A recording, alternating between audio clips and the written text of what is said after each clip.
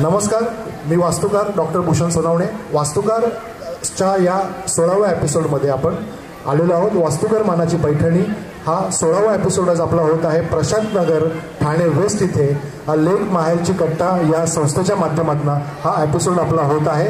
आणि चला तर मग आज आपण बघूया इथे कोण जिंकतंय. वास्तुकार मानाची पैठणी, सोन्याची नथ आणि चांदीचं गिफ्ट्स आणि भरपूर गिफ्ट हॅम्पर्ससुद्धा आपण इथे घेऊन आलेलो आहे. जसं की आजचे गिफ्ट हॅम्पर्स आपल्याला मिळालेले आहेत ते सॅनोरिटा 1 ग्रॅम गोल्ड ज्वेलरी यांच्या माध्यमातून ते आपल्याला मिळालेले आहेत.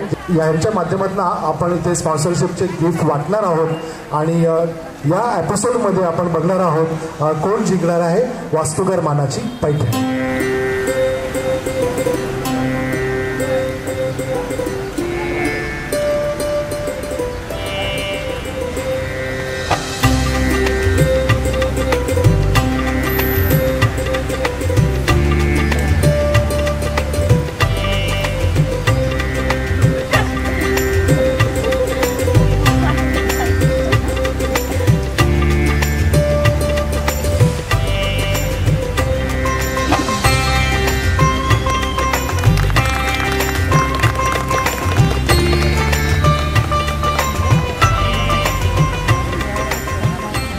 वास्तुकार मानाच्या पैठणीमध्ये आपल्या सगळ्यांचं सहर्ष स्वागत करीत आहे.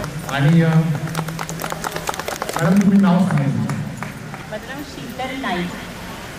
तर शीतल मॅडम, मी आत्ता इकडे ओवाळण्याचा कार्यक्रम केला आहे यामध्ये वास्तुकार मानाच्या पैठणीमध्ये. आणि त्या आता मला एक वास्तुशास्त्र, ज्योतिषशास्त्र, ॲस्ट्रॉलॉजी याविषयी एक प्रश्न विचार. नमस्कार सर, तुमचं खूप खूप स्वागत आहे. मला प्रश्न विचारायचा होता की सायन्स आणि अध्यात्म यांचा संबंध आहे. म्हणजे असं बोलतात की जिथे सायन्स संपतं तिथे अध्यात्म सुरू होतं आणि म्हणून अध्यात्माला सुपर सायन्स म्हटलं जातं. हे कितपत खरं आहे? शीतल मॅडम अतिशय चांगला प्रश्न विचारला. जसं की सायन्स आणि स्पिरिच्युअल सायन्स यामध्ये जसं आपण म्हणतो की अणु, रेणू किंवा आपण म्हणतो उत्पत्ती, स्थिती, लय याच्या पलीकडे पण एक शक्ती आहे, जी शक्ती आपण कुठल्याही पॅरामीटरमध्ये मोजू शकत नाही. आणि ती त्याच्यावरती काम करते, ती त्याच्यावरती पूर्ण हवी होते. आणि ही शक्ती आपल्या सगळ्यांकडे आहे, तुमच्याकडे आहे, माझ्याकडे आहे. फक्त ती एका पर्टिक्युलर लेवलला, स्पिरिच्युअल लेवलला ती डेव्हलप झालेली नाही काही लोकांची. आणि जे लोक आज आपल्या लाईफमध्ये सक्सेस आहे किंवा एक पर्टिक्युलर सब्जेक्टमध्ये, एका पर्टिक्युलर निशमध्ये त्यांनी अचीव केलं आहे किंवा सेट केलं आहे स्वतःचं गोल, तर आपण असं म्हणू शकतो की त्यावेळेला त्यांना त्यांची स्पिरिच्युअलिटी मिळालेली आहे.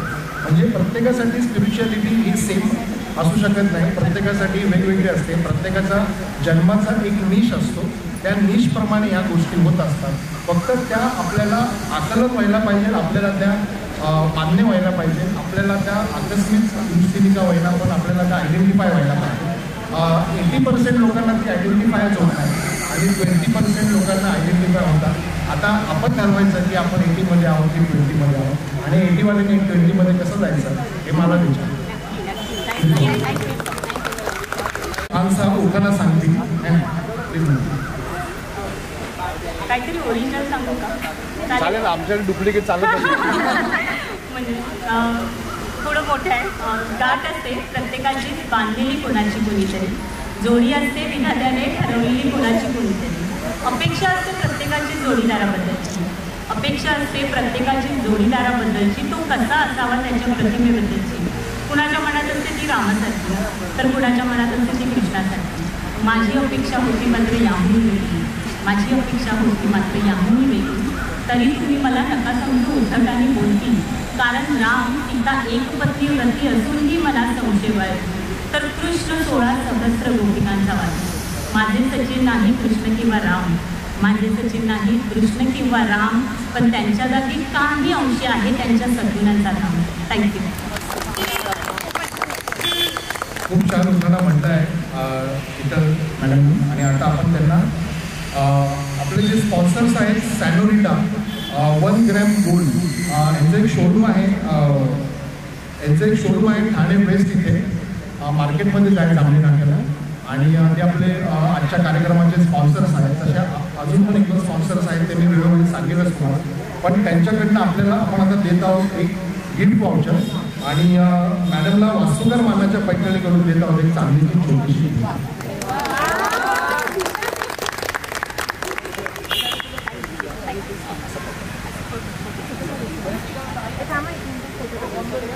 पैठणीचा ज्या चॅनलवरती कार्यक्रम चालतात त्या चॅनलचं नाव आहे आस्क वास्तुकार गुरु आणि ह्याच्या माध्यमातून आम्ही Vastushastra, astrology, tarot card reading, Shri Shiv Sarvoday motivational training program, geomancy, Lo Shu grid squares यामध्ये गेली 23 वर्ष झाले काम करतोय.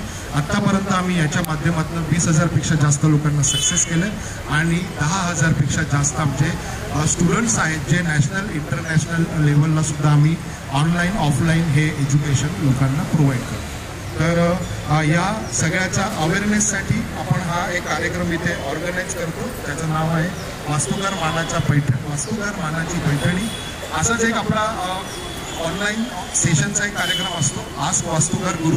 आपला एक चॅट ग्रुप आहे त्यामध्ये दर गुरुवारी मी लोकांच्या समस्यांचं निवारण करण्याचा प्रयत्न करतो.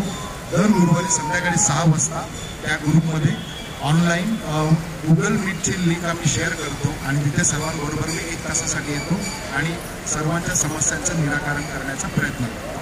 तर अशा या 2 टाईप ऑफ सेगमेंटमध्ये आपण काम करतो. तर इकडे पहिल्या कंटेस्टंटचं नाव घेतो मी श्राव्य धुमे. टाळ्यांच्या गजरामध्ये सगळ्यांनी स्वागत करायचं आहे. वास्तुकार मानाच्या पैठणीमध्ये पहिल्या व्यक्तीचं सिलेक्शन झालं आहे जे माझ्याबरोबर क्वेश्चन आन्सरिंग करणार आहे.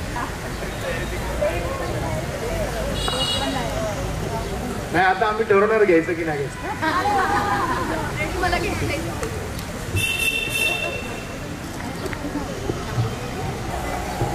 अश्विनी दीक्षित.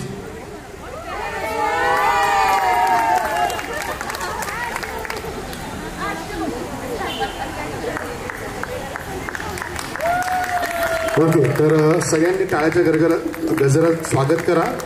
इकडे वास्तुकार मानाच्या पैठणीसाठी 3 महिलांचं सिलेक्शन झालेलं आहे आणि यांच्याबरोबर आपण आता करणार आहोत वास्तुकार मानाची सुरू. श्राव्या मॅडमला आपण त्यांचं इंट्रोडक्शन द्यायला लावणार आहोत. तर प्लीज मॅडम तुम्ही तुमचं इंट्रोडक्शन द्या. नमस्कार, मी श्राव्या शैलेश डोके, डोंबिवली इथे राहणारी. मी खाजगी बँकेत सरकारी बँकेमध्ये काम करते. माझं इंट्रोडक्शन द्यायला गेलं तर मी एक NLP काउन्सिलर आहे. तुम्ही डिप्रेशन किंवा मानसिक धक्क्यातून ज्या महिला बघितल्या असतील तर त्यांच्यासाठी मी एक छोटीशी सेवा करते. फ्री ऑफ कास्ट असते. तर एव्हरी थर्सडेला मी माझ्या मठात, स्वामींच्या मठात जाऊन त्यांच्याशी एकदा डिस्कस करून किंवा त्यांच्या काही घरातले प्रॉब्लेम्स असतील तर ते डिस्कस करून त्यांना काउन्सिलिंग करण्याचा प्रयत्न करते. त्यातून एक छोटीशी सेवा होऊन जाते. महिलांना थोडंसं प्रोत्साहन मिळतं, त्यांना पुढे जाण्यासाठी बळ मिळतं आणि बाकी सगळं स्वामी करून घेतात. श्री स्वामी समर्थ. रत्ना डाबरे मॅडम आपल्याला त्यांचं इंट्रोडक्शन देतील. भारतीय वास्तुशास्त्र, विज्ञान आणि ज्योतिषशास्त्र यांचा सखोल अभ्यास करून सर्वसामान्यांच्या शंकांचे निरसन करणाऱ्या विख्यात वास्तुकार श्रीयुत भूषण सोनावणे यांना माझा नमस्कार. आणि तसेच आपल्या हक्काचे माहेरघर LMKच्या आयोजकांना आणि सर्व सभासदांना, माझ्या या मैत्रिणींना माझा मानाचा मुजरा. मी सौ रत्ना डाबरे. मी BTech टेक्स्टाईल इंजिनियर असून इंडोकाउंट येथे सध्या नोकरी करते. मी ठाण्यात वास्तव्य करत असून मला 8 वर्षाची गोड मुलगी आहे. शाळा महाविद्यालयात अभ्यासात अग्रेसर, तसेच चित्रकला, वाचन, कथक, तबलावादन यातही मी नैपुण्य कमावले आहे. व्हायब्रंट वुमन, महाराष्ट्राची सौंदर्य सम्राज्ञी या ब्युटी कॉन्टेस्टमध्ये मी मानाचा मुकुट मिळवला आहे. सावळ्या विठ्ठला नावाच्या म्युझिक अल्बममध्ये देखील माझी प्रमुख भूमिका होती. चमकणाऱ्या दगडाला पैलू पाडल्यावरच त्याला हिरा म्हणता येते. माझेही आयुष्य तसेच काहीसे आहे, पण अथक परिश्रम आणि आत्मविश्वासाच्या जोरावर या जगात काहीच कठीण नाही. धन्यवाद. आता अश्विनी मॅडम आपल्याला त्यांचं इंट्रोडक्शन देतील. नमस्कार सर्वांना, श्री स्वामी समर्थ.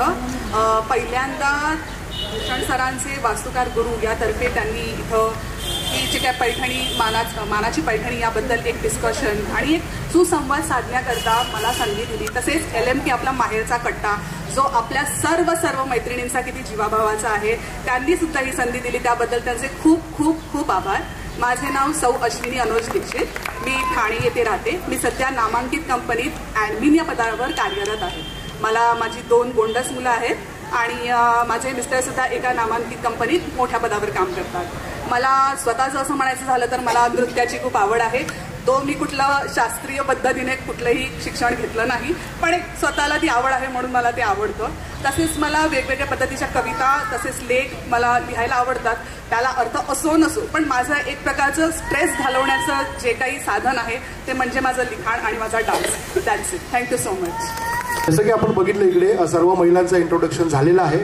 आता श्राव्या मॅडमला आपण वास्तुशास्त्र, ज्योतिषशास्त्र, astrology, tarot card reading, Shri Shiv Swaroday, पूर्वकर्म दोष निवारण या संदर्भामध्ये प्रश्न विचारायला सांगणार आहोत. स्टार्ट. सर, तुम्हाला एक छोटासा प्रश्न. ॲक्च्युली खूप वर्षापासून मनात चालला होता. आम्ही घर घेताना आम्हाला एक वास्तुपुरुष दिला होता, तर तो वास्तुपुरुष दक्षिणेत ठेवायचा होता. तर सासूच्या म्हणण्याप्रमाणे तिने तो बेडरूममध्ये ठेवला होता. तर त्याच्यावरती देवारा ठेवला गेला, पण त्याची एक्झॅक्ट जागा कुठली असावी आणि वास्तुपुरुष म्हटल्यावर तो दानवामध्ये किंवा देवामध्ये हा घरामध्ये संवाद चालू होता. तर त्या संदर्भात प्रश्न आहे तुम्हाला की वास्तुपुरुषाची जागा कुठे असावी आणि तो घरामध्ये कसा असावा.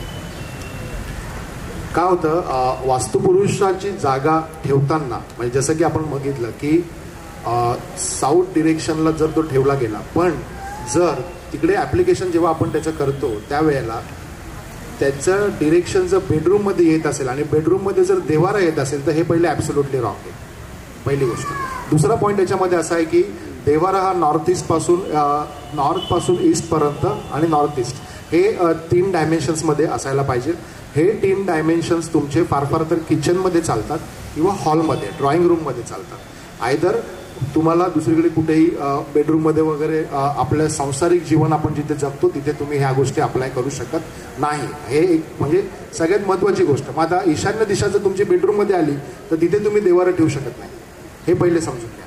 हा सगळ्यात महत्त्वाचा पॉईंट आहे. कारण आम्ही लोकांकडे जातो, वेगवेगळ्या गोष्टी बघतो, वेगवेगळे प्रॉब्लेम्स बघतो, त्यावेळेला आम्हाला त्याची अनुभूती प्राप्त होते आणि म्हणून त्याच्या जोरावरती आम्ही बोलतो. आज मी इथे जे पण काय बोलतोय ती माझी 23 वर्षाची तपश्चर्या आहे, त्याच्यावरती मी या सगळ्या गोष्टी कॉन्फिडेंटली सांगतोय. तर 2 पॉईंट यातले फार महत्त्वाचे आहेत. आणि वास्तु पुरुष देवांमध्ये येतो का दानवांमध्ये येतो, तुम्ही कुठल्या डिरेक्शनला त्याला अप्लाय करता ते त्यावर डिपेंड आहे. तुम्ही जर साऊथला अप्लाय केला तर तो दानव झाला आणि जर नॉर्थ ईस्टला केला तर मग तो देव झाला, कारण तो खाली ठेवून त्याच्यावर देव बसवतो. हां, एक्झॅक्टली. पण तो जो फॉर्म्युला आहे ना टोटल, तो which kind of the direction for apply त्याच्यावरती ते अवलंबून आहे. तर तुमचं डिरेक्शन चुकलं तर रिझल्ट चुकला, असं होतं ते. तर त्यामुळे तो एक वेगळा डिफिशियन्सी येते त्या केसमध्ये. जर तुमचं बेडरूममध्ये जर देवारा असेल किंवा वास्तुपुरुष तुमचं बेडरूममध्ये कोणी सांगितलं असेल दिशा तुमची ती आहे म्हणून तुम्ही बेडरूममध्ये करा, तर तसं नाही आहे. कारण डिरेक्शन आणि प्रिमायसेस या दोघांचं कॉम्बिनेशन, या दोघांचे सुवर्णमध्ये आपल्याला साधता आला पाहिजे, तरच त्या गोष्टी तिथे ॲप्लिकेबल होतात. नाहीतर मग लोक काय म्हणतात, आम्ही भरपूर वास्तुशास्त्र केलं पण आम्हाला रिझल्टच मिळाला नाही. मग ते तसं होतं. मग रिझल्ट वास्तुशास्त्राचा का मिळत नाही, तर ह्या बोथ ऑफ टाईपनी तिथे ॲप्लिकेशन करणं फार गरजेचं आहे. आणि या बोथ ऑफ टाईपमध्ये ॲप्लिकेशन करणारा पूर्ण महाराष्ट्रामध्ये, भारतामध्ये, जगामध्ये फक्त एकच माणूस आहे आणि तो म्हणजे भूषण आणि भूषण सोनावणे, वास्तुकार. तर हे काही लोक फक्त डिरेक्शनवरती चाललेत आणि अजून काही 1-2 पद्धती असतील त्याच्यामध्ये, पण ह्या दोघांचा पण उत्तमरित्या संगम साधून किंवा सुवर्ण मध्य साधून कार्य करणं आणि त्याला त्या स्पेसिफिक लेवलला नेणं हे पण खूप चॅलेंजिंग टास्क होता. मी स्वतः स्टार प्लस कलर टीव्हीचे जे सिरियल बनतात त्या सिरियलच्या सेटच्या वास्तूची कामं करतो. म्हणजे एक चांगला डेटा, एक चांगलं क्रिएशन आपल्याला त्याच्या माध्यमातून इथे बघायला मिळतं. आज 2014 पासून ते काम आहे माझ्याकडे. I am authorize vendor from that industry. तर ह्या गोष्टी तिथे होतात म्हणून तिथे. आणि मला जर कोणी म्हटलं की आमचा वास्तुशास्त्रावरती विश्वास नाही, तर मी पहिले बोलतो खूप चांगली गोष्ट आहे. कारण त्यावेळेला आपल्याला वास्तुशास्त्र करणं जास्त इझी जातं आम्हाला, कारण आम्हाला तर रिझल्ट द्यायचाच आहे ना काम करून, असं आहे. तर म्हणून मी परत एकदा कम टू द पॉईंट येतो की ती जी दिशा आहे ती आयडियल दिशा आहे, पण ती बेडरूममध्ये जर येत असेल आणि बेडरूममध्ये जर तुम्ही देवार अप्लाय करत असाल तर ॲब्सोल्युटली चुकीचं आहे. बेडरूममध्ये देवारा कधीही ठेवू नये, कारण आपल्याला संसारिक गोष्टी तिथे असतात. तुम्ही फार फार तर किचनमध्ये किंवा ड्रॉइंग रूममध्ये करू शकता. त्यावेळेला तिथे तुम्हाला 90-95 डिग्रीपर्यंतचा स्पेस मिळतोय, म्हणजे नॉर्थपासून नॉर्थ ईस्ट आणि ईस्ट इथपर्यंत. तर एवढा प्रिमायसेस आय थिंक सो म्हणजे मला असं वाटतं की तो सफिशियंट आहे. कुठे ना कुठेतरी तुम्हाला तेवढं स्पेस मिळून जाते तुमच्या वास्तूमध्ये, आणि त्याप्रमाणे तुम्ही ते अप्लाय करायला पाहिजे. Thank you very much. Thank you sir, छानरित्या प्रश्नाचं उत्तर दिलं. वास्तुकार मनाच्या ह्या पहिल्या सेगमेंटमध्ये आपण क्वेश्चन आन्सरिंग करतोय, आणि आता आपल्याबरोबर टॉक करणार आहेत रत्ना मॅडम. नमस्कार. माझा प्रश्न असा आहे की पूर्वीच्या काळी आपण म्हणजे बायका उंबरठ्या पुसून त्याच्यावर रांगोळीची रेघ ओढून स्वस्तिक काढून खूप मंगलमय वातावरणात दिवसाची सुरुवात करायचे, पण आजकाल तसं होत नाही. आपल्याला वेळ मिळत नाही, किंवा आपण फक्त दिवाळीला उंबरठ्यावर लक्ष्मीची पावलं स्वस्तिकचे स्टिकर्स चिकटवतो आणि मोलकरणी घरातला उंबरठा पुसून जातात किंवा वाईप आपण करतो. तर वास्तुशास्त्रानुसार उंबरठ्याची कशी काळजी घ्यावी जेणेकरून आपल्याला भरभराट होईल आणि आपल्या या गोष्टी अवॉइड करता येईल? ओके, रत्ना मॅडमनी खूप चांगला प्रश्न विचारला इकडे. जसं की आपल्या वास्तूमध्ये उंबरठा असणं हे फार फार महत्त्वाचं आहे. उंबरठा जर तुमच्या वास्तूला नसेल तर बाहेरचं जग आणि तुमची वास्तू हे मिक्स होऊन जातं है ना. तो एक थ्रेशोल्ड आहे, तो एक आयडेंटिफिकेशन, तुमच्या वास्तूला आयडेंटिफाय करण्याची पहिली जागा ही उंबरठा आहे. आणि ती जर प्रॉपर नसेल, व्यवस्थित नसेल, म्हणजे तुटलेल्या अवस्थेत असेल, भंग पावलेल्या अवस्थेत असेल, किंवा आपल्याला ज्या एलिमेंटची हवी त्या एलिमेंटची ती नसेल प्रॉपरली, त्यात खूप काम आहे. म्हणजे आता एवढं सगळं म्हणजे उंबरठा या विषयावरती मी 1 तास बोलेन, एवढं नॉलेज आहे त्याच्यामध्ये. पण काही महत्त्वाचे सिगमेंट्स मी इथे सांगतो. जसं मॅडम म्हटलं तसं की त्याच्यावरती आपण स्वस्तिकचे चिन्ह लावतो किंवा लक्ष्मीची पावलं लावतो. तर लक्ष्मीची पावलं तर नाहीच लावायला पाहिजे, कारण मी अनेकदा ही गोष्ट सांगितली आहे की जेव्हा नृसिंहांनी जो अवतार घेतला ज्या वेळेला, तेव्हा हिरण्यकश्यपूचा वध करायचा होता, आणि हिरण्यकश्यपूला देवानी वरदान दिलं होतं, ब्रह्मदेवानी, की तुम्ही मला मानवामध्ये पण मारू शकत नाही, दानवामध्ये पण मारू शकत नाही, तुम्ही मला वास्तूत पण मारू शकत नाही, जगात पण मारू शकत नाही, तुम्ही मला सकाळी पण मारू शकत नाही, दुपारी पण मारू शकत नाही, आणि रात्री पण मारू शकत नाही. असे सगळ्या प्रकारचे कंटेंट्स त्यांनी एकत्र करून ते वर मागितला होता. त्यामुळे असा कुठला स्पेसिफिक गोष्ट नव्हती तिकडे त्यावेळेला की अशी काही घटना घडू शकेल. तर त्यावेळेला त्याला त्याचा अमरत्वाचा गर्व झाला होता, आणि त्या गर्वाचं हरण करण्यासाठी आणि तो जो काय भक्त प्रल्हादला वाचवण्यासाठी देवाला त्याचा अवतार घ्यावाच लागला. कारण म्हणतो ना आपण की निरउपद्रवी व्यक्ती जो असतो त्याच्यासाठी देव हा नेहमी धावून येत असतो. त्यामुळे आपण स्वतः कधी पण जास्तीत जास्त म्हणजे आता कलियुगामध्ये निरउपद्रवी राहणं तसं फार कठीण आहे, कारण एक फोन आला तर आपल्याला राग येतो नाही का.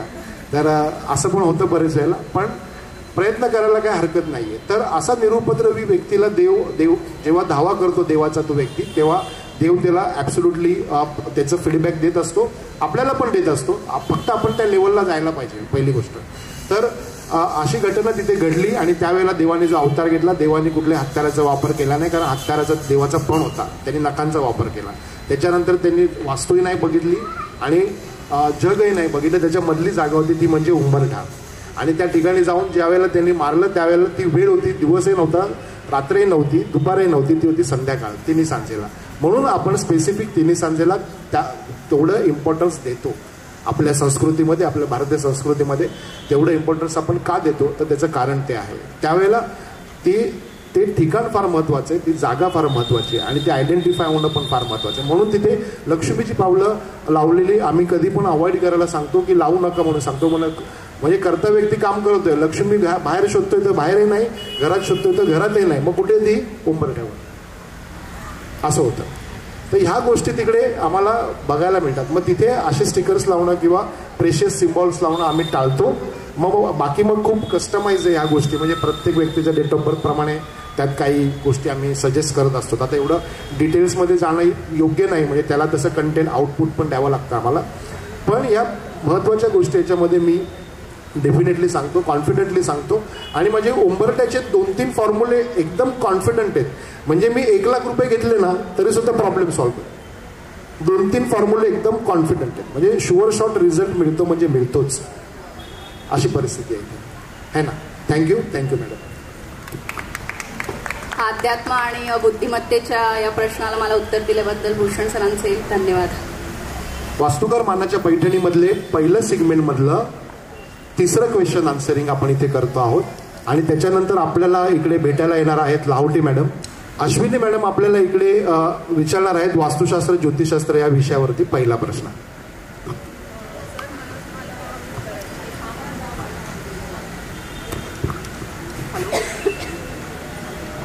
हॅलो सर, मला तुम्हाला इथे एक प्रश्न विचारायला आवडेल. आपण जेव्हा स्वतःचं घर घेतो त्यावेळेला आपण त्या वास्तूप्रमाणे समजा आपल्याला घ्यायला जमत नसेल, काही अडचणी असतात, फायनान्शियल प्रॉब्लेम्स असतात किंवा एरिया वाईज काही डिफिकल्टीज येतात, तेव्हा काही वेळा अशी सिच्युएशन येते की आपल्याला त्या वास्तूप्रमाणे घर नाही आपल्याला म्हणजे घेता येत, आणि अशा वेळी ते वास्तूप्रमाणे नाही आहे आणि ते घेतलं गेलं आणि काही प्रॉब्लेम्स आल्यामुळे त्या घराची वास्तुशांतीसुद्धा होऊ शकली नाही.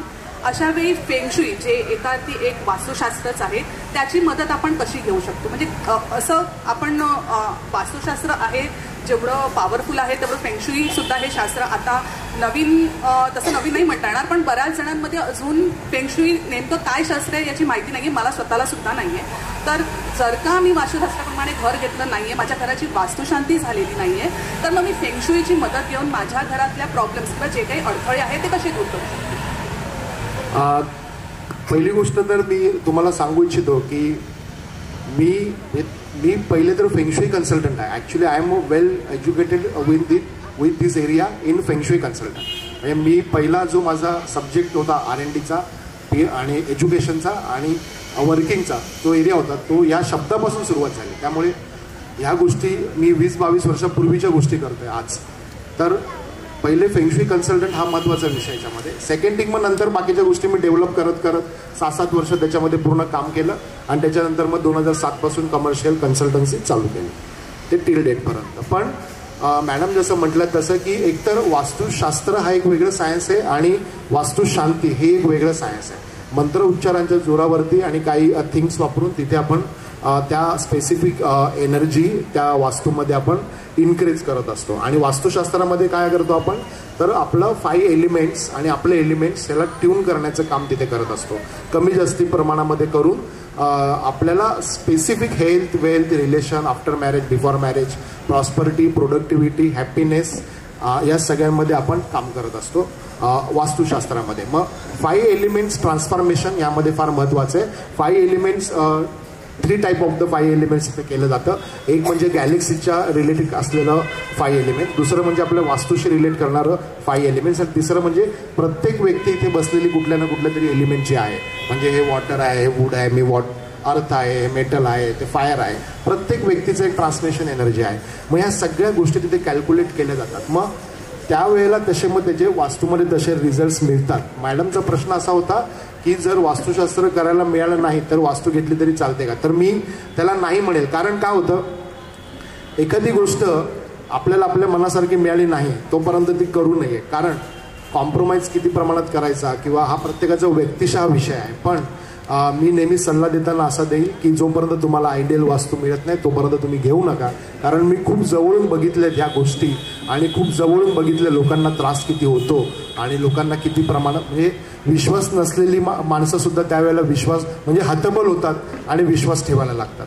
म्हणजे असे पण लोक मी इकडे बघितलेले आहेत. पण म्हणजे माझा बघण्याचा दृष्टिकोन त्यांच्याकडे नेहमी असा आहे की त्यांनी जर आधी 2-3 वास्तू जास्त बघितल्या असत्या तर चाललं असतं, तो संघर्ष परवडला असता, ते कष्ट परवडले असते, ते त्याच्यासाठी लागणारं एनर्जी, टाईम, मनी या सगळ्या गोष्टी परवडल्या असत्या. पण आत्ता ती चुकीची वस्तू घेतल्यामुळे जो होणारा त्रास आहे तो त्रास अतिशय खूप टफ होऊन जातात त्या गोष्टी. म्हणजे तुम्ही इमॅजिन पण करू शकत नाही. इथे मी फक्त सकारात्मक आणि सकारात्मक बोलण्यासाठी आलेलो आहे.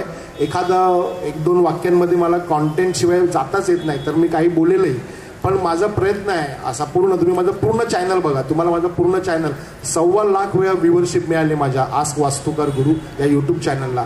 पण मी कधीही निगेटिव्ह प्रॉस्पेक्टस तिथे बनवलेलं नाही आहे आजपर्यंत. तर सांगायचा उद्देश हा आहे की ह्यामध्ये आपल्याला जसं मॅडमने सांगितलं की तुम्ही घेतली वास्तू न बघता जरी घेतली तर ती तुम्हाला लाभेल का, तर तो एक विषय त्याच्यामध्ये फार महत्त्वाचा आहे. आणि सेकंड थिंग म्हणजे वास्तुशास्त्र हे करायला पाहिजे, कारण वास्तुशास्त्र जर तुम्ही नाही केलं तर जेव्हा जेव्हा काही गोष्टी काही घटनाक्रम तुमच्या जीवनामध्ये येतील त्यावेळेला तुम्हाला त्याच्या तीव्रता जास्त प्रमाणात जाणवतील कारण तेवढे एलिमेंट्स तुम्हाला तिथे सपोर्ट करणार नाही. एखादा पदार्थ बनवताना आपण जसं आपला मिसळण्याचा डबा असतो, मिसळण्याच्या डब्यामध्ये वेगवेगळे पदार्थ ठेवलेले असतात, पण त्यातले काही स्पेसिफिकच गोष्टी आपण टाकतो ना जेव्हा पदार्थ बनवतो तेव्हा. वास्तुशास्त्राचं पण तसंच आहे, तसे स्पेसिफिक एलिमेंट्समध्ये आपण काम करत असतो. आणि मग जर मिसळण्याचा डबा उलटा झाला तर काय होईल, तर तो सगळं मिक्स होणार ना. मग तुम्ही जेव्हा वास्तू घेता ना तेव्हा ते सगळं मिक्स असतं, त्याला आयडेंटिफाय करून क्लिअर करून ते व्यवस्थित स्पेसिफाय करणं हे कन्सल्टंटचं काम असतं. म्हणजे एकदम आपल्या बोलीभाषेमध्ये बोलायचं झालं तर तो एलिमेंटचा इम्पॅक्ट आपल्याला बघायला मिळतो. तर खूप छान प्रश्न विचारला मॅडमनी पहिल्या सेगमेंटमध्ये. Thank you very much. Lahoti madam please. आत्ता बरं मला सांगायला खूप छान वाटतंय की आपला वास्तुकर मानाच्या पैठणीचा जो एपिसोड 1 पासून आत्ता हा 16वा नंबरचा एपिसोड चालू आहे आणि यामध्ये आत्तापर्यंत पैठण्या पुरवल्या आहेत त्या लाहोटी मॅडम. त्यामुळे thank you very much. Lahoti madam please तुम्ही इकडे यावे आणि आपल्या व्यवसायाविषयी आणि आपल्याविषयी परिचय द्यावा सर्व प्रेक्षकांना. Thank you sir. मी पण तुमच्यासारखीच एक गृहिणी नीलम लाहोटी डोंबिवलीवरनं आली आहे. आपण वास्तू किती करायची खूप नका घुसू. माझं पण बुटीक आहे. जेव्हा आपण एखादी वास्तू घेतो आणि त्याला कुठेतरी आपल्याला चांगलं हे द्यायचं असतं, आपल्या कामासाठी चांगलं स्थान हवं असतं, तेव्हा आपण थोडंफार तरी नक्की करावं की म्हणजे माझं बुटीक आहे तर मशीन कुठे ठेवाव्या, पैशाचा बॉक्स कुठे ठेवावा किंवा कुठल्या दिशेला तोंड करून आपण काम करायचं. हे सगळं छोट्या छोट्या गोष्टी आहेत पण खूप महत्त्वाच्या आहेत आणि त्याचे रिझल्ट नक्की मिळतात. म्हणजे मी स्वतः अनुभवलं आहे म्हणून सांगते, तुम्ही थोडेफार तरी वास्तू करावं असं.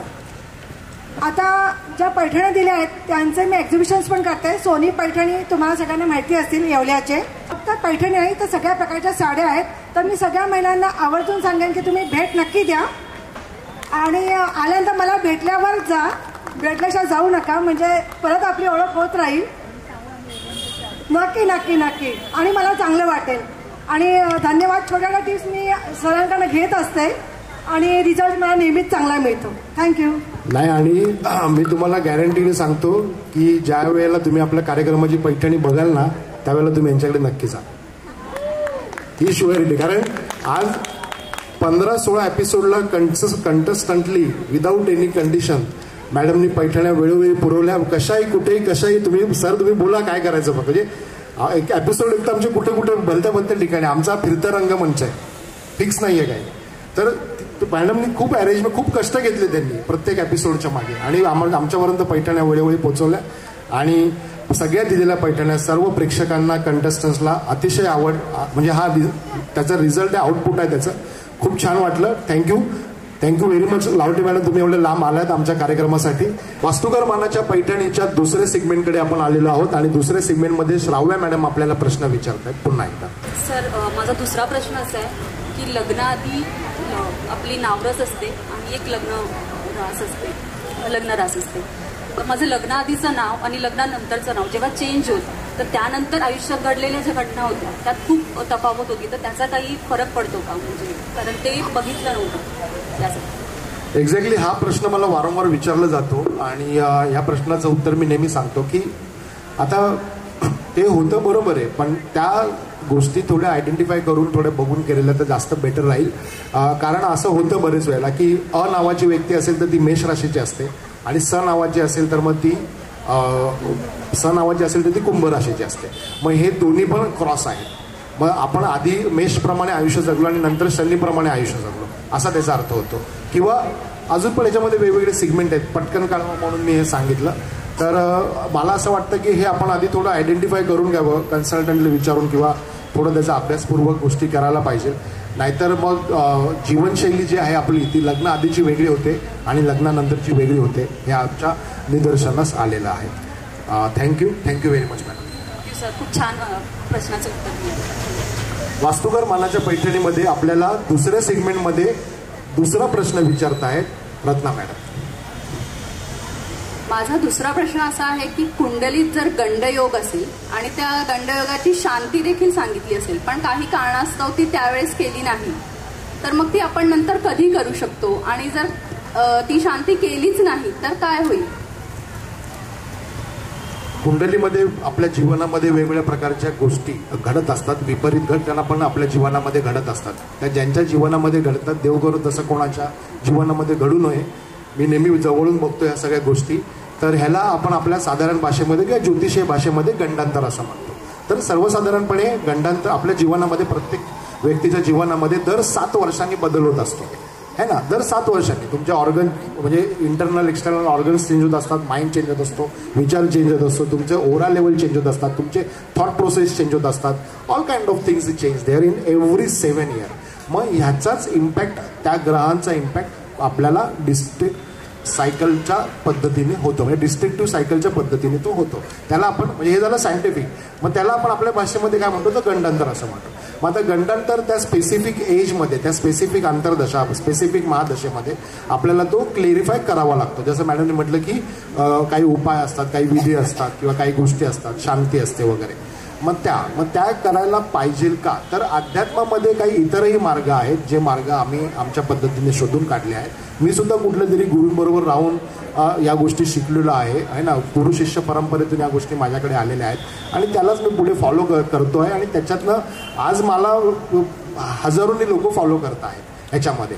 तर असं आहे. मग ह्यामध्ये मला एकच गोष्ट म्हणायची आहे की गंडांतराचा मुहूर्त टळला किंवा गंडांतराचा तो पॉईंट जो होता शांतीचा तो गेला. आता आपण पुढे आलो तर तो इम्पॅक्ट करेल का? मी म्हणेन 100% तो इम्पॅक्ट करेल. कारण जोपर्यंत तुम्ही तुमचं सिबिल क्लिअर करत नाही तोपर्यंत, म्हणजे अकाउंट पूर्ण पैसे भरत नाही तोपर्यंत ते सिबिल क्लिअर होत नाही. तसाच तो प्रकार आहे. तो पण पास्ट लाईफ काउन्सिलिंग जो विषय आहे तो त्याच्यामध्ये येतो. आणि सेकंड थिंग याच्यामध्ये गंडांतर काढण्याचे वेगवेगळे प्रकार आहेत, जसं विधी आहे किंवा काही गोष्टी जसं म्हणतात ते, तर त्याप्रमाणे त्या गोष्टी तिथे होत असतात. तर ह्याचं स्पॅनिंग पण स्पेसिफिक आहे आणि त्यावेळेला ते करणं पण गरजेचं आहे. तर अशा पद्धतीचा हा विषय अतिशय महत्त्वाचा आहे आणि खूप चांगला प्रश्न विचारला रत्ना मॅडमनी. पूर्णपणे उत्तर मिळालंय मला. Okay, thank you very much.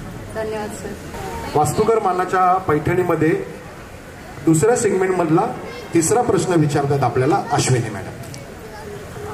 Sir, माझा प्रश्न सध्या चालू असलेल्या क्रिस्टल ज्वेलरी किंवा क्रिस्टल ब्रेसलेट्स म्हणा किंवा रिंग्स म्हणा याच्याशी धरून आहे की आतापर्यंत आपण बघत आलो आहे की आजी आजोबांच्या काळामध्ये बाळाला नजर नको लागू दे म्हणून काळा दोरा बांधायचे किंवा लसणाच्या पाकळ्या दोरात गुंडाळून तो दोरा आपण धारण करायचो किंवा हातात जिवती असायची. तर आता थोडंफार म्हणजे असायचं की नजर नाही लागायला पाहिजे किंवा काही बाधा व्हायला नाही पाहिजे. तर आता मी बघते, आता तुमच्याही हातात मी बघते की क्रिस्टल्सचे ब्रेसलेट्स आणि रिंग्सची जी संकल्पना आली आहे, तर हे क्रिस्टल्स आपल्या आयुष्याशी कसं आपल्याला ते मदत करतात, म्हणजे काय कशा पद्धतीने आपले प्रॉब्लेम्स ते हील करतात आणि साधारण त्यांचं म्हणजे काय महत्त्व आहे हे मला विचारायचं होतं. ॲक्च्युली अश्विनी मॅडमने खूप छान प्रश्न विचारला आहे. जसं की आपण म्हणजे हील करतो, म्हणजे कुठल्या प्रॉब्लेमला सोल्युशन म्हणून क्रिस्टल ब्रेसलेट नाही आहेत, पहिले तर हे समजून घ्या. किंवा पारंपरिक पद्धतीने पण तुम्ही जो विषय मगाशी म्हटलात की काही धागा बांधतो म्हणा किंवा काही गोष्टी जे आपण, पण ते आपला ना एक एक्सटर्नल ओरा असतो. म्हणजे आत्ता भूषण सोनवणे तुम्हाला इथपर्यंत दिसतोय, ह्याच्या 7 परे भूषण सोनवणे आहे. अजून 7 परे तो एक विद्वान व्यक्ती किंवा तो एक ज्याला आध्यात्मिक शक्ती आहे तोच ते बघू शकतो, है ना. तर तो एक त्याच्यामध्ये प्रकार आहे आणि त्याच्यामध्ये म्हणजे ते जे ओरा लेवल्स आहेत ते बॅलन्स करण्यासाठी त्याला खूप संघर्ष करावा लागतो. ब्रह्ममुहूर्तावर उठावं लागतं, अध्यात्म करावं लागतं, नामस्मरण करावं लागतं, मेडिटेशन करावं लागतं, ध्यानधारणा, मेडिटेशन ह्या सगळ्या. बरं, त्याच्या कामाच्या वेळा पण खूप स्पेसिफिक असतात. नंतर कुठल्या वेळेला निगेटिव्ह गोष्टी बोलू नये, कुठल्या वेळेला म्हणजे ते सगळं खूप स्पेसिफिक पाळलं तर ते ओरा मेंटेन होतो आपला. मग तो ओरा मेंटेन हा ज्याला ज्ञान आहे तो होऊ शकतो, पण ज्याला नाही आहे तो कसा करणार? मग तो अशा पद्धतीने करतो. It is a external things. म्हणजे भाजीमध्ये मीठ टाकायचं हे प्रॉब्लेम काय नाही आहे, भाजी आहे, पण त्याला मीठ टाकायचं का तर अजून चांगली चव येण्यासाठी. मग ते तेवढंच काम करतं. म्हणजे असं नाही आहे ते तुमचे जे स्पेसिफिक एलिमेंट्स आहेत ते काही एलिमेंट्स डिस्क्रीज करण्यासाठी आणि काही एलिमेंट इन्क्रीज करण्यासाठी ते केलं जातं. पण ते त्याच्या आधी काय करायचं आहे आणि काय नाही करायचं आहे कन्सल्टंटला आधी कळलं पाहिजे की which kind of the element for increase for you आणि giving a kind of the for health wealth relation prosperity happiness productivity या सगळ्या गोष्टी. मग तो एलिमेंट तो तुमच्या ह्याचं इन्क्रीज करण्यासाठी तो स्पेसिफिक त्या गोष्टी तुम्हाला सांगतो की तुम्ही ही गोष्ट वापरा म्हणजे तुमचं ते होईल. म्हणजे पण ते तेवढा पुरतंच आहे. म्हणजे तुम्ही म्हणाल की त्याच्यावर मी पूर्ण केसच हँडल करेन तर ते तसं नाही आहे. म्हणजे it's very clear to about it. कारण आता ज्या पण काही गोष्टी चालल्या आहेत तर त्याच्याविषयी पण आपण अवेअर असणं फार गरजेचं आहे. आणि आता म्हणजे जसं मॅडम म्हटलं की तुम्ही पण क्रिस्टल्स बघा. आता हे माझ्यासाठी लागणारे जे स्पेसिफिक आहेत ते तेवढेच मी वापरले जेव्हा की माझ्याकडे सगळे क्रिस्टल आहेत. बरोबर की नाही. मी तर स्वतः क्रिस्टल हिलर आहे असं. पण आपल्याला जेवढे जमत आहेत पचत आहेत डायजेस्ट होत आहेत आपल्या जेवढे उपयोगाचे आहेत जेवढे महत्त्वाचे आहेत तेवढेच आपण यूज करायला पाहिजे असं मला वाटतं है ना. ओके. क्रिस्टल हिलिंग या संकल्पनेबद्दल तुम्ही माझं शंकेचं जे निवारण केलं त्याबद्दल खूप खूप आभारी आहे सर. वास्तुकार मानाच्या पैठणीमध्ये आपण येत आहोत तिसऱ्या सेगमेंटमध्ये आणि श्राव्या मॅडमला आपण विचारणार आहोत तिसऱ्या सेगमेंटमधला पहिला प्रश्न. सर माझा तिसरा प्रश्न असा आहे की झेन ओशो टॅरो हे तुम्ही सांगितलं आतापर्यंत फेंगशुई माहिती होतं किंवा अध्यात्म सर्व माहिती आहे थोडंफार आम्हाला ज्ञान आहे पण हे आता काहीतरी नवीनच येतं. फेसबुकला येतं यूट्यूबवर दाखवलं जातं अट्रॅक्ट केलं जातं की तुम्ही एवढे पैसे भरा ऑनलाईन ओशो टॉक्स आलाय. सो त्याच्या संदर्भात मला तुम्हाला प्रश्न विचारते ते एक्झॅक्टली काय आणि कसं आपल्या संसाराशी किंवा आपल्या भौतिक जीवनाशी कसं निगडीत आहे. श्राव्या मॅडम कसं आहे हे सगळं नवीन आलं आपण म्हणतो आपल्यासाठी या काही गोष्टी नवीन नसतात. बेसिकली मी तुम्हाला एक गोष्ट इथे क्लिअर करतो. प्रत्येक व्यक्तीचा जो जन्म झाला तो स्पेसिफिक एका चेतनेमधनं झालेला आहे आणि ती चेतना तो पुढे ती कॅरी फॉरवर्ड करतोय. म्हणजे ती नवीन चेतना नाही आहे. ती चेतना जन्म तुमच्या बरोबरच आहे. तिथे ती तुम्हाला कनेक्टच आहे आणि तीच तुम्ही तिथे कॅरी फॉरवर्ड करताय. आणि त्याच्यामध्ये जर तुम्हाला तो निश मिळाला जसं मी तिथे मगाशी म्हटलं की स्पेसिफिक म्हणजे प्रत्येक व्यक्तीचं एक स्पेसिफिक निश आहे. म्हणजे एडिसनचा निश वेगळा होता. मारुत झुबेरचा निश वेगळा आहे. रतन टाटांचा निश वेगळा आहे. सगळे सेट येतात त्यांच्या एरियामध्ये. मग ह्याचा अर्थ असा आहे का की मारुत झुबेरनी फेसबुक काढलं किंवा रतन टाटांनी त्यांची कंपनी घडवली तर हे दोघं एकमेकांना ऑपोजिट आहेत का. तर ऑपोजिट नाही आहे. ते दोघं सिमिलर आहेत.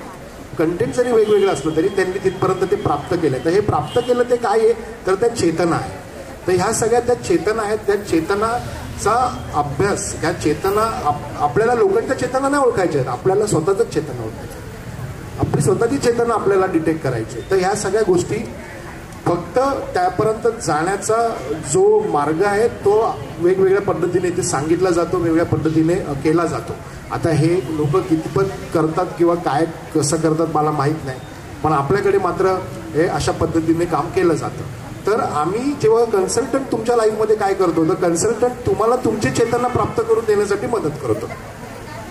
आम्ही तुम्हाला आमचं काहीच देत नाहीये. तुमचंच आहे ते तुमची फक्त जागा आहे ती विसरलायत तुम्ही.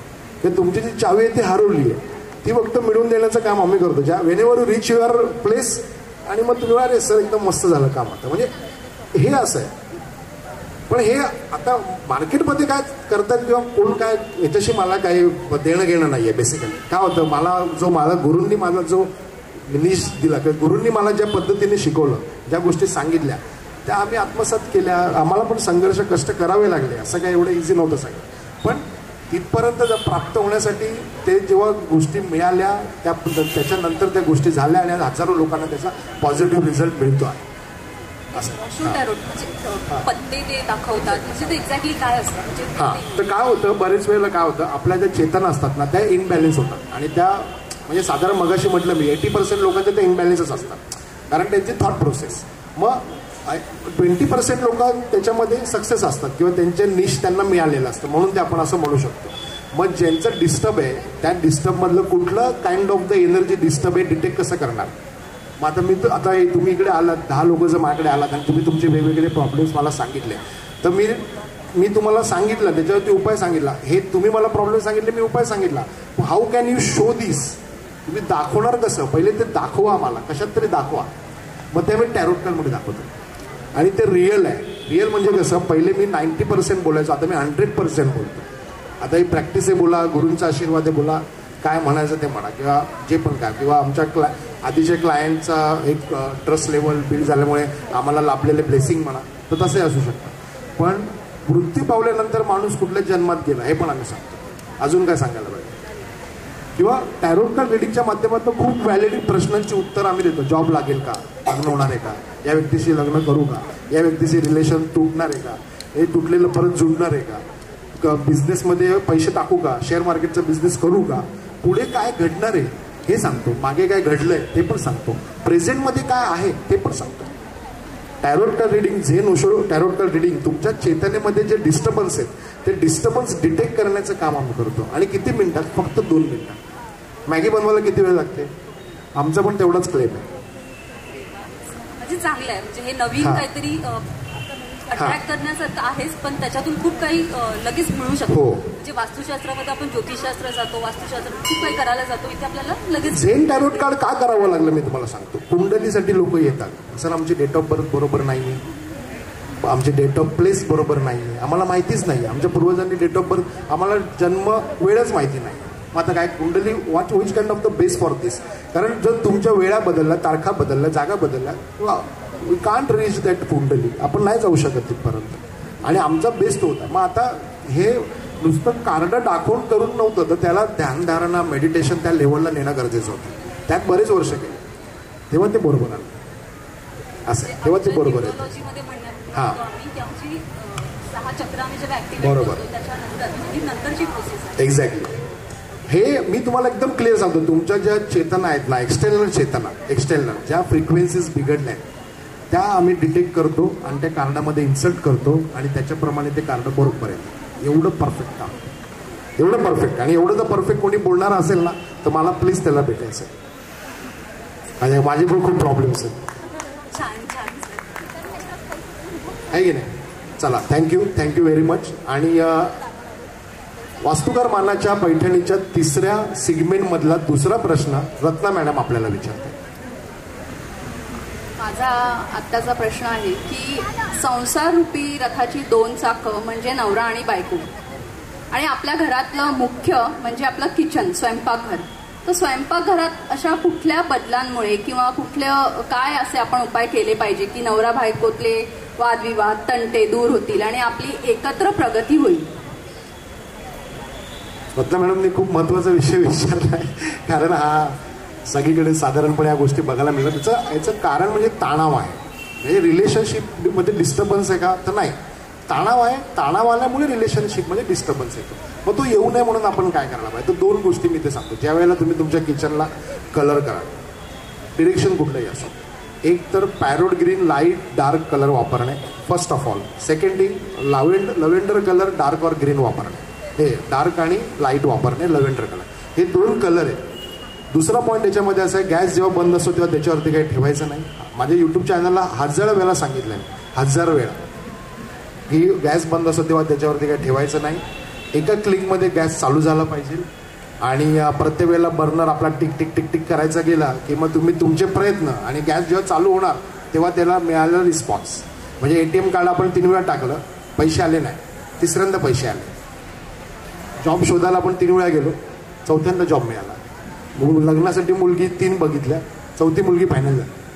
म्हणजे हे त्या लायटरचं इफेक्ट आहे. मी तुम्हाला सांगतोय एकदम क्लिअर. एवढं जर क्लिअर कोणी वास्तुशास्त्र सांगणार असेल तर मला सांग. म्हणजे एका क्लिकमुळे जर तुमचा गॅस चालू होत असेल ना तर तुम्हाला 1.5 महिन्यामध्ये काय फरक पडतो तुम्ही मला सांगायचा. मी इथेच राहतो ठाण्याला, वर्तक नगरला. काय असं आहे. तर हा एवढा स्पेसिफिक रिझल्ट आहे त्याचा, आणि लोकांना मिळालेला रिझल्ट आहे हा. मी माझं नाही सांगत आहे, ऑलरेडी मिळालेला आहे. 22-23 वर्ष आम्ही जे काम केले लोकांकडे ते मिळालेलं आहे. मग हा एक पॉईंट झाला. आणि पाणी पिण्यासाठी फक्त काचेचा ग्लास वापरायचा. का सांगतो? कारण बाहेरची व्यक्ती कुठल्या ना कुठली तरी एनर्जीमधनं आलेली असते. ती सकारात्मकनं आली का नकारात्मकनं आली हे कसं डिटेक्ट करणार? आपल्याकडे काय पॅरामीटर आहे? टॅरोट कार्ड रिडिंग आहे आपल्याकडे? काहीच नाही. मग तो ग्लास असतो स्टीलचा, तो असतो आपल्या तिथे ठेवले. आपल्या टिपॉय तर काही लोकांकडे असतो, काही लोकांकडे नसतो. मग ते डायरेक्ट ट्रान्सफॉर्मेशन, म्हणजे डायरेक्ट ट्रान्सफॉर्मेशन, तो ग्लास आपण उचलून पुढे ठेवतो डायरेक्ट प्लॅटफॉर्मवर, आणि प्लॅटफॉर्मला असतो तुमचं फायर. आणि मग प्रत्येक वेळेला लोन सँक्शन होत नाही, पैसे काम केल्याचे पैसेच येत नाही, मग कामच मिळत नाही, मग बिझनेसच चालत नाही, मग जॉब शोधतोय आणि मग या सगळ्या गोष्टींची अडचण आहे. आपण काय म्हणतो, मग कोणाची तरी नजर लागली, ती नजर लागली, तुम्ही स्टीलचा ग्लास वापरणं बंद करा.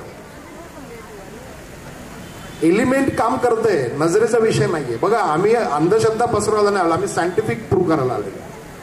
ह्याच्या मागे सगळ्यामागे सायन्स लपलंय. म्हणून पूर्वी चूल फुकायची, म्हणून प्रॉस्पेरिटी जास्त होती. आणि आता जेवढा अग्नी छोटा झाला ना, तेवढा इन्कम स्त्रोत कमी झाला माणसाचा.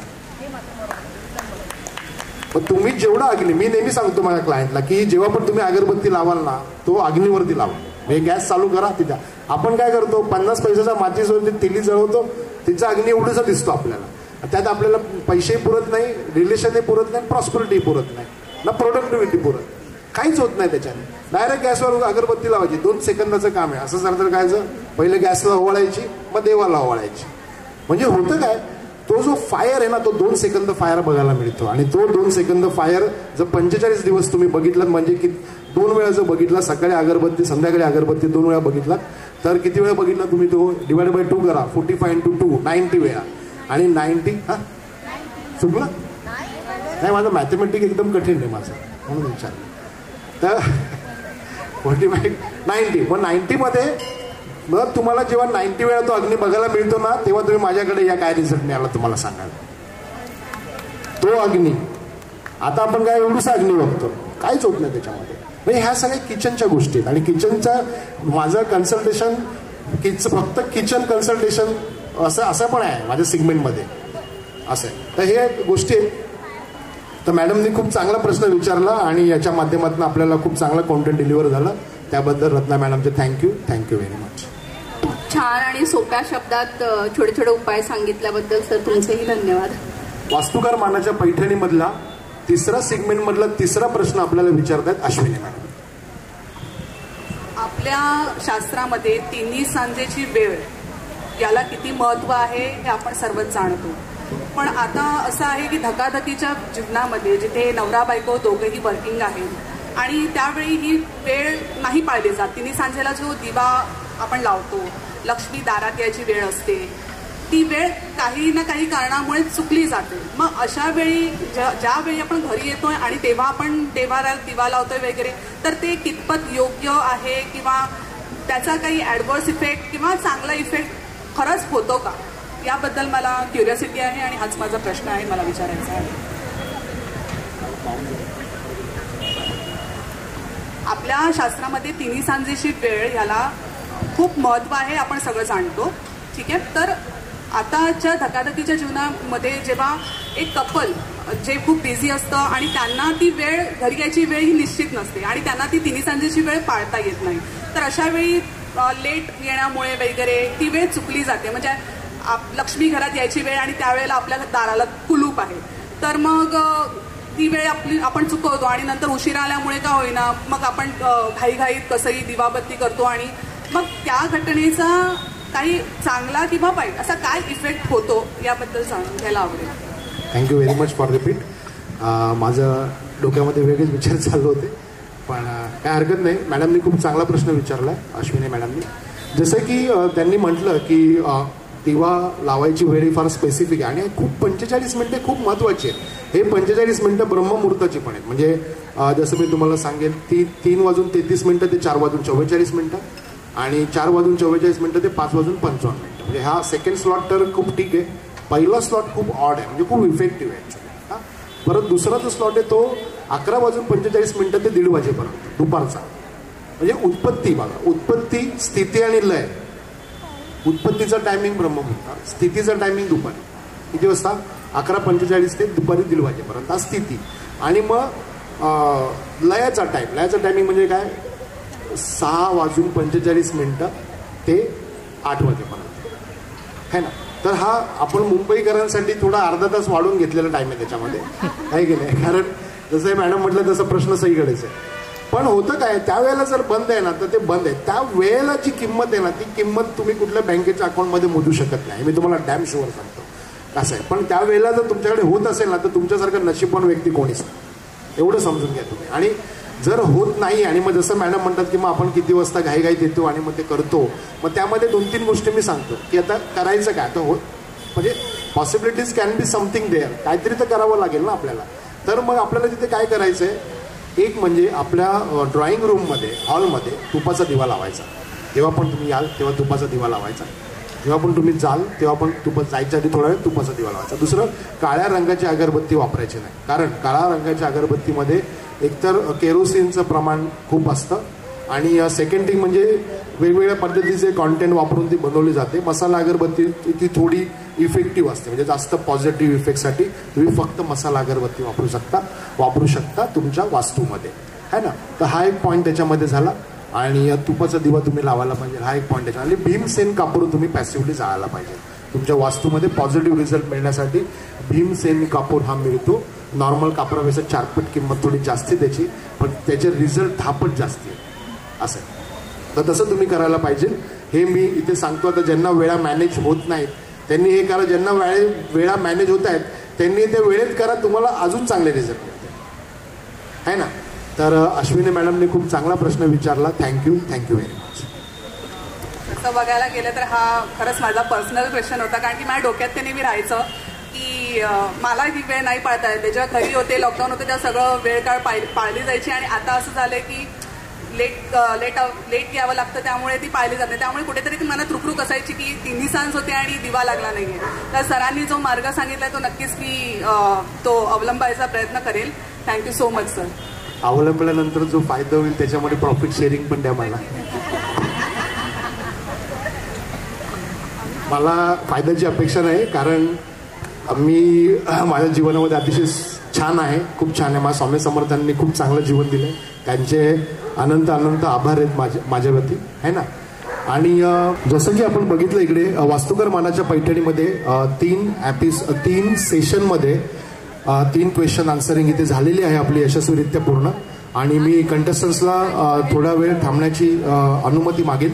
आणि ज्या ऑडियन्समध्ये जर कोणाला माझ्याबरोबर प्रश्न उत्तरं करायचे असतील तर त्यांनी इथे यावं. आणि त्याच्याबरोबर आपण पहिले क्वेश्चन आन्सरिंग करणार आहोत, प्राइज डिस्ट्रीब्युशन करणार आहोत आणि त्याच्यानंतर सगळ्यात शेवटी आपण पैठणी देणार आहोत, है ना. तर कंटेस्टंट्सनी थोड्या वेळ वेट करावं. Thank you very much. Shri Swami Samarth. मी सौ शोभा अनिल पाटील. ओके. मी स्वतःची माझी ट्रॅव्हल एजन्सी आहे. भरपूर पिकनिक अरेंज केलेलं आहे, ऑर्गनायझर आहे. माझा असा प्रश्न आहे, लोक चंद्रावर गेलेले आहेत, पण मंगळ हा जो पाठीला लागलेला असतो, त्याच्यामुळे जर मंगळाची पत्रिका असते आणि आहेत येऊन येतं की मंगळाची पत्रिका आहे, तर समजा एखाद्या मुलाने त्या मंगळाच्या मुलीबरोबर लग्न केलं आणि त्याला सगळं माहीत आहे, पण तरीही त्याने केलं तर काय होईल आणि करूया का की नाही करावं, हा माझा प्रश्न आहे. तर आपण उत्तर द्याल तर. शोभा पाटील. शोभा पाटील मॅडमने अतिशय चांगला प्रश्न विचारला आपला. त्याचं उत्तर मी एकदम शॉर्ट अँड स्वीटमध्ये देतो. जसं की मंगळाचा कुंडली असेल तर तसे सिगमेंटमध्ये प्रॉब्लेम्स पुढे बघायला मिळतातच. लोकांनी तसे फेस पण केलेले आहेत, म्हणजे याचे प्रूव्हन आहेत. आमच्याकडे काही गोष्टी, आमच्याकडे डेटा आहे तेवढा, तो डेटा आम्ही पूर्ण स्टडी केलेला आहे. तर त्याचं निरसन होत नाही का, तर निरसन होतं. 2 गोष्टी आहेत. एक म्हणजे ज्या कुंडलीमध्ये मंगळ असतो तर त्याच्या जोडीदाराच्या कुंडलीत शनीचा जाप पाहिजे. आता शनीचा जाप काय पाहिजे ही एक भानगड आहे. आता त्याच्यासाठी तुम्हाला पूर्ण ते शिकवावं लागेल, असं बोर्डावरती पेनावरती, तर ते तुम्हाला समजेल. असं व्हर्च्युअल सांगणं थोडं कठीण आहे, पण मी एवढं शोर शॉर्ट सांगू शकतो की शनीचा जाप पाहिजे. तो असेल तर त्या मंगळाचं तिथे काही रिझल्ट मिळत नाही. हा पहिला पॉईंट पूर्ण होत्या, पहिला पॉईंट. आणि दुसरा पॉईंट मग काही छोटे मोठे उपाय आहेत, काही आध्यात्मिक उपाय आहेत, काही आमच्या ॲज एन थोड्या गुरूंकडनं काही विद्या लाभली आहे तर त्याच्यामध्ये आम्ही काही सांगतो, तर ते आहे. तर त्यामध्ये पण ते आम्ही प्राप्त करू शकतो. पण ह्याचा अर्थ असा नाही की मंगळाची कुंडली आणि त्याचं आहे, मंगळाची कुंडली जर असेल तर घटस्फोट होतो. मंगळाची कुंडली असेल तर वैवाहिक जीवनामध्ये डिस्टर्बन्स क्रिएट होतो. अशा आम्ही हजारो कुंडल्या बघितल्या, हजारो लोक बघितले. त्यामुळे त्याला एवढं लाईटली घेणं पण योग्य नाही. आपण माणूस भले चंद्रावर गेला बरोबर आहे, पण चंद्रावर जाऊन काही झालंय का ते मंगळाला तर काहीतरी होतंय, चंद्रावर जाऊन काही झालंय का हा नंतरचा विषय सगळ्यांच्या जीवनामध्ये, बरोबर की. 1-2 लोक गेले म्हणजे झालं असं होत नाही. इथे मंगळाला तर लाखोंच्या जीवनामध्ये फरक पडतो. TC नंतर तो सौम्य होतो का? एक गोष्ट बोलू का, मेन याच्यात सगळा विषय तो लग्नाचा. कारण काय, ती एनर्जी एवढी हाय असते ना मंगळवाल्याची, ती तो समोरचं झेलू शकत नाही. प्रॉब्लेम काही नाही आहे, म्हणजे निगेटिव्ह नाही आहे. It's not kind mind be negative in any kind of things in your कुंडली विथ मंगळ. पण त्यावेळेला त्याची एनर्जी खूप हाय असते आणि ती एनर्जी त्याचा जोडीदार त्याचा पार्टनर तेवढी झेलू शकत नाही. त्यामुळे त्याच्यामध्ये खटके अतिशय व्हेरियस लेवलला होतात आणि त्यामुळे ते घटना घडते. मग 30 नंतर ती कमी होते का जास्ती होते का वगैरे याला काय अर्थ नाही. काय एकदा तुमचं डिस्प्यूट झालं, विषय घटनाक्रम चुकला, विषय संपला. मग 30ला होते का 35ला होते का, आता 42 नंतर राहून ते नॉर्मल होतं असं पण आहे. पण तसं पण ह्याला काय, हे सगळ्या पळवाटा झाल्या. नॉर्मल विचारू का मी? माझा प्रश्न विचारला. माझे मिस्टर मंगळाचे आहेत, मी मंगळाची नाहीये. लग्नाला 40 वर्ष झाली. मग शनीचा जाब असणार, शनीचा जाब असणार 100%. त्याच्याशिवाय ते होत नाही. बघा घोडा आला म्हणजे लगाम आला, लगाम आला म्हणजे सवारीवाला आला, म्हणजे सगळं ते कनेक्ट आहे एकमेकांना, इंटरकनेक्ट. प्लीज त्याच्या माध्यमातून आपण हे प्राईज देतोय. प्राईज परत तेच आहे सॅनोरिटांकडनं, सॅनोरिटावाल्यांसाठी थँक्यू व्हेरी मच आहे. जिथे आपण मॅडम प्लीज तुम्ही पुढे या.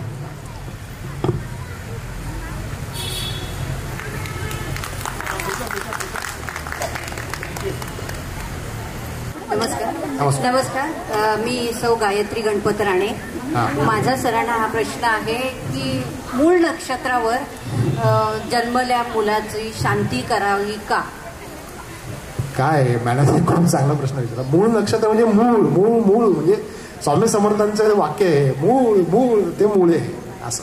तर ते मूळ म्हणजे काय, इन डेप्थ देअर बेसिकली. तर तो जे ती व्यक्ती जी असते ना ती समजणं कठीण आहे पहिली गोष्ट. त्याचं ते लेवलला जाणं, त्याची माइंडची जी इंटेन्सिटी आहे एवढी हाय आहे की त्याला आपण कनेक्ट करू शकत नाही किंवा बीट करू शकत नाही. दॅट कॉल बी मूळ.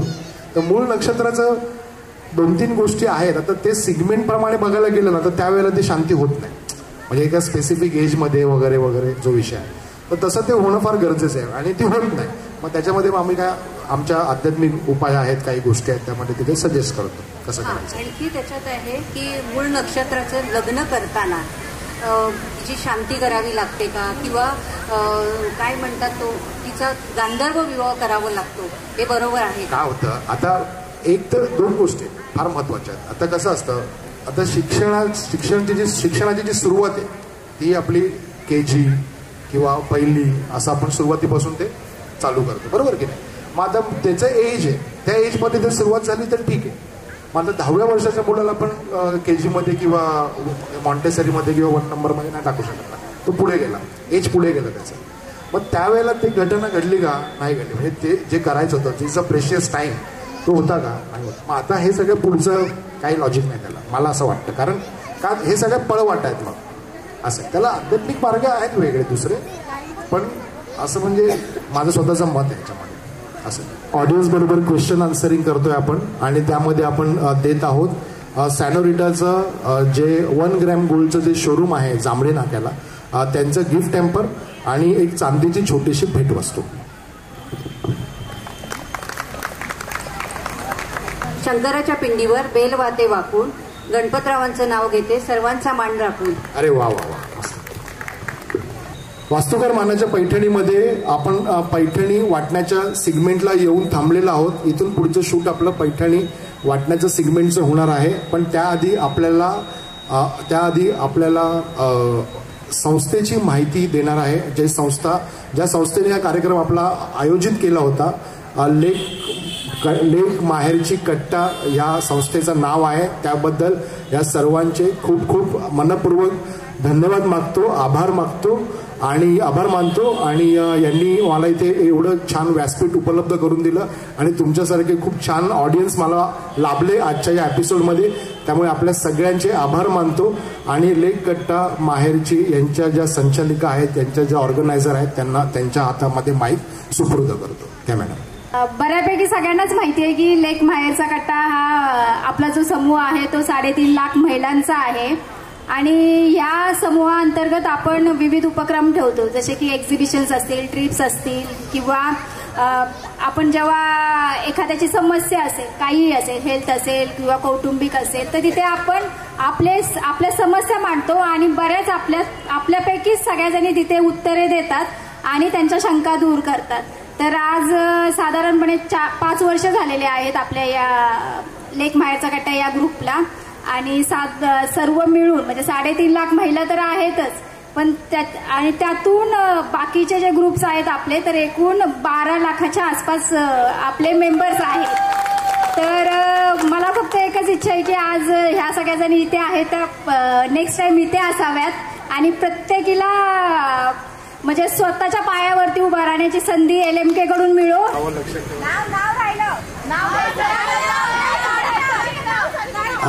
लोक लेक माहेरची कट्टा ना हा लेक, मला वाटलं लेक चालली सासर, आम्हाला एवढंच माहिती आहे. लेक माहेरचा कट्टा आणि माहेर आलं तर पैठणी देतो की आम्ही, नाही कुठे म्हटलं. तर लेक माहेरचा कट्टा याच्या ज्या संचालिका आहेत, यांच्या ज्या ऑर्गनायझर आहेत, मॅडम नाव सारिका, हां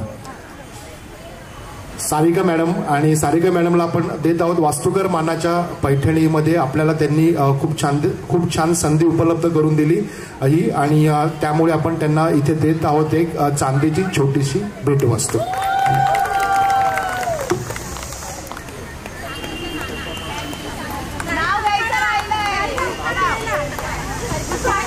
नाव घ्यायचं घ्या.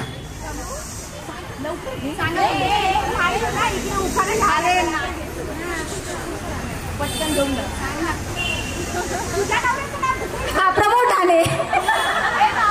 प्रमोदरावांचं नाव घेते. तुमचा सर्वांचा राखून मान. धन्यवाद. आजच्या या कार्यक्रमाचं जे मूळ श्रेय आहे ते कविता मॅडमने खूप कष्ट घेतले, आणि त्यांनी मला पहिलं कष्ट तर मला फोन करून हे सगळं सांगणे आणि ऑर्गनाईज करणे. दुसरं कष्ट म्हणजे तुमच्या सगळ्यांना एकत्र आणणे, हे खूप मोठा टास्क असतो ॲक्च्युली. एवढ्या सगळ्यांचं शेड्यूल मॅनेज करणे, हे सगळं करणे, प्लस माझं शेड्यूल मॅनेज करणे, कारण मी 2-3 महिना गायब असतो. मग हे सगळं त्यांनी जुळवून आणलं आणि हे सगळे प्रोटोकॉल्स पाळले, कमर्शियल प्रोटोकॉल्स पाळले. ते फार महत्त्वाचे असतात. छोट्या छोट्या गोष्टी असतात फार, ते फार कमी लोकांना जमतात करायला, आणि हे सगळ्या गोष्टी त्यांनी फार अतिशय शिताफीने हँडल केल्या. आणि मॅडमनी सुद्धा खूप चांगलं सहकार्य दिलं आपल्या कार्यक्रमाला. त्या सगळ्यांचे खूप खूप धन्यवाद. आणि आता आपण त्यांना देत आहोत एक चांदीची छोटीशी भेटवस्तू आणि गिफ्ट हॅम्पर.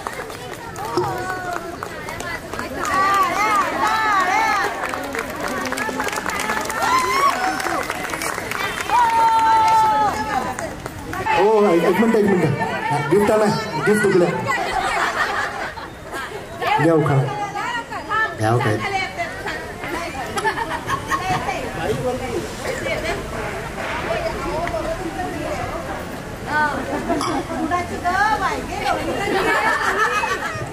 इवल्या इवल्या हरणाचे फेंगडे फेंगडे पाय, इवल्या इवल्या हरणाचे फेंगडे फेंगडे पाय, माझे सुनील राव सारखे होतात गायब, त्यांना करू तरी मी काय. वास्तुकारांकडे पाठवून द्या, आपण त्याला विजिबल करून टाकू.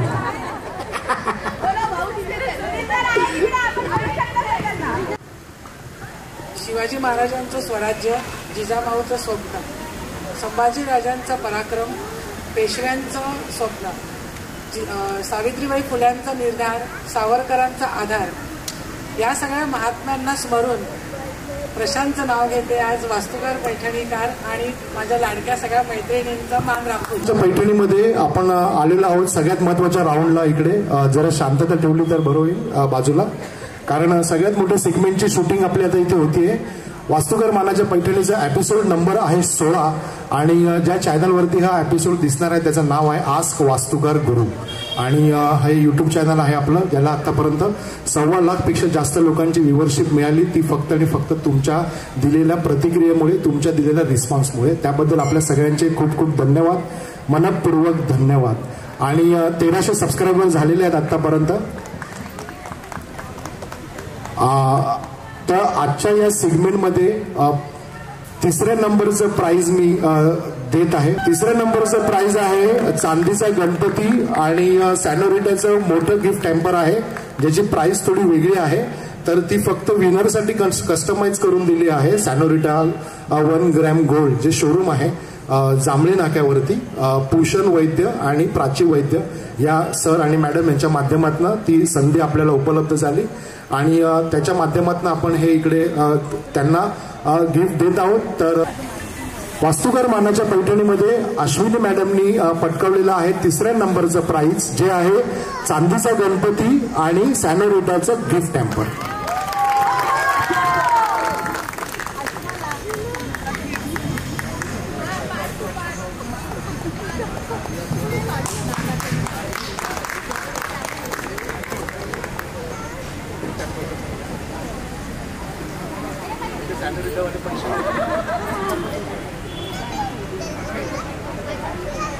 योगिता मॅडम, अश्विनी मॅडम, काय नावं घ्यायची सवय तुम्हाला आहे, आम्हाला नाही.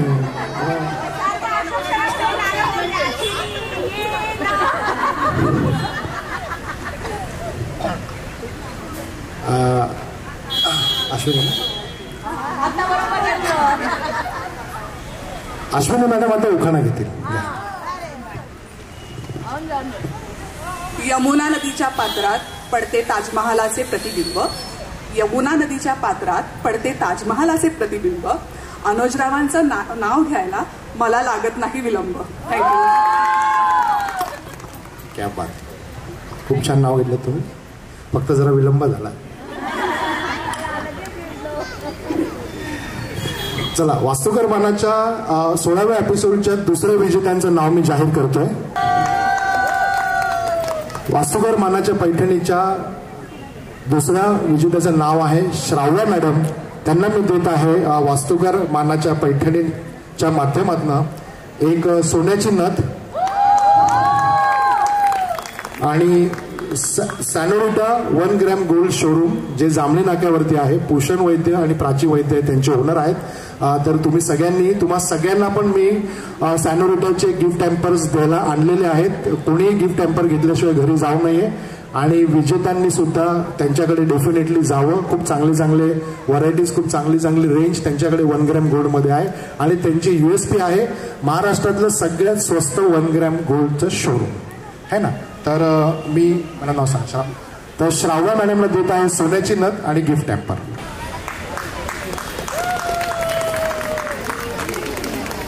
श्राव्या मॅडम नाव घेत आहेत आता. नवदुर्गा नवरात्रीत करते पापांचा संहार. नवदुर्गा नवरात्रीत करते पापांचा संहार. शैलेश रावांचं नाव घेते. शैलेश रावांच्या साथीने घालते तिला नवरत्नांचा हार. वा वा वा, क्या बात. सोन्याच्या नदीचे पैसे मिळणार नाही. Thank you, welcome. वास्तुकर मानाच्या पैठणीमध्ये आजच्या विजेते ठरलेले आहेत Ratna Dabre madam, episode number 16.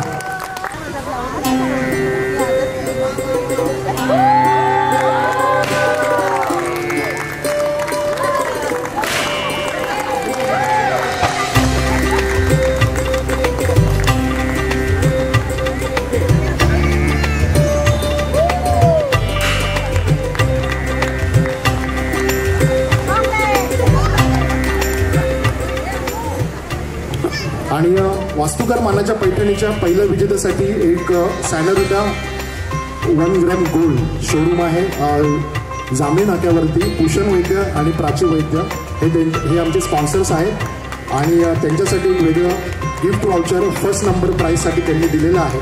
आतमध्ये काय खरंच मला माहीत नाही, पण डेफिनेटली त्यांनी दिलं म्हणजे काहीतरी चांगलंच असतं. तर हे आपण देऊया आजच्या फर्स्ट विनरला.